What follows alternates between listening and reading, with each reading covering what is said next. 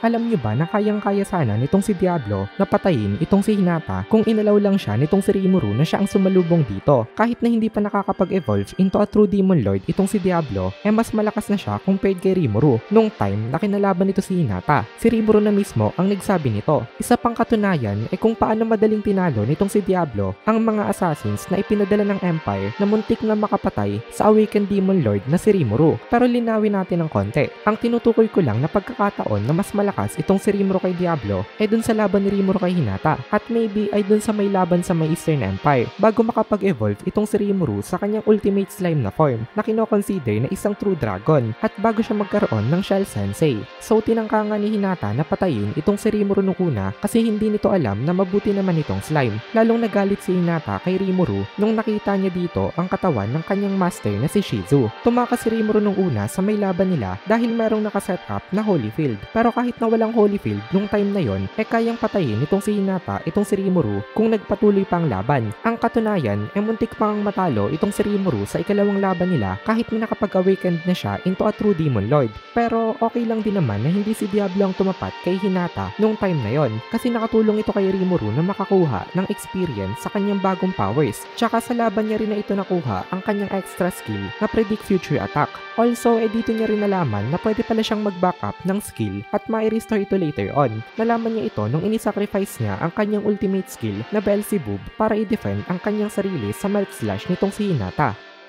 Sa video na ito ay pag-uusapan naman natin ang mga background nitong sina Adalman at Albert nung mga panahon na sila ay nabubuhay pa bilang mga humans. That time ay famous itong dalawang ito. Si Adalman ay kilala bilang genius sa holy magic at isa din siyang high priest, habang itong si Albert naman ay tinatawag na greatest holy knight of all time. Malakas itong dalawa to the point na qualified na sila na maging heroes, pero unfortunately ay wala silang hero's egg. That time ay immortal class humans itong dalawang ito. At kung wala nga masama na nangyari sa kanila, sigurado na mag-a-awaken din sila at makakarating sa final racial evolution ng isang human, which is a saint class human. Ang naging problema nilang dalawa ay kinainggitan sila ng 7 days luminaries nitong si Ruminas kasi natakot ang mga ito na kapag patuloy pa na tumaas ang mga ranks nitong sina Albert at Adalman, mapapalitan na sila ng mga ito sa kanilang mga posisyon. Kaya naisipan nitong mga ito na gumawa ng plano para ipahamak itong sina Albert at Adalman. Binigyan nila ang dalawang ito ng isang delikadong mission at ang sinabi nila ay pagki-clean up daw ito ng dead spirits. Pero it turned out na ito pala ay isang fierce battle laban sa mga zombie dragons na nasa may Great Forest of Jura na iniprepare nga nitong 7 luminaries. At ito ang dahilan kung bakit hindi na nakabalik itong sina Albert at Adalman. Napatay naman nila yung mga zombie dragons, pero ang problema ay napatay din sila ng mga ito.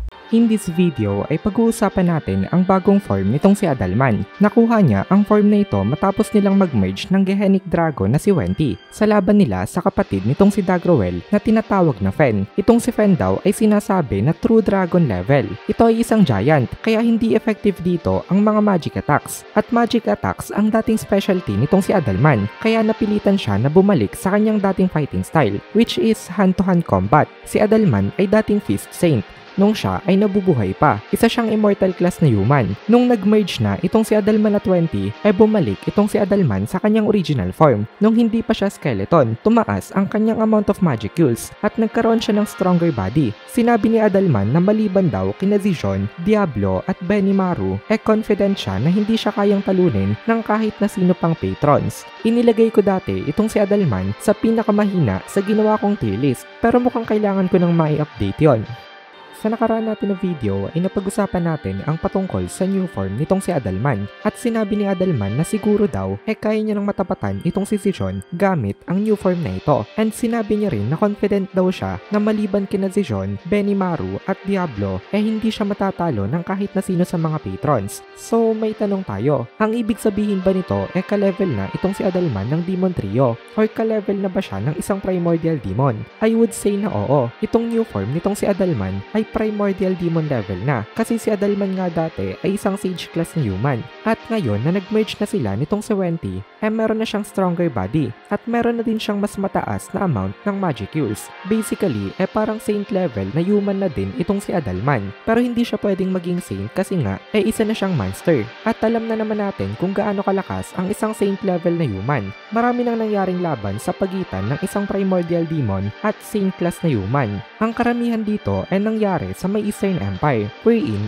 muntik nang matalo ang mga primordial demons sa kanila. And take note na hindi lang ito basta-basta ng mga primordial demons. Itong mga muntik na matalo na ito ay mga primordial demons na nabigyan na ng body, nabigyan na ng sariling pangalan at nakapag-awakened na into a true demon lord.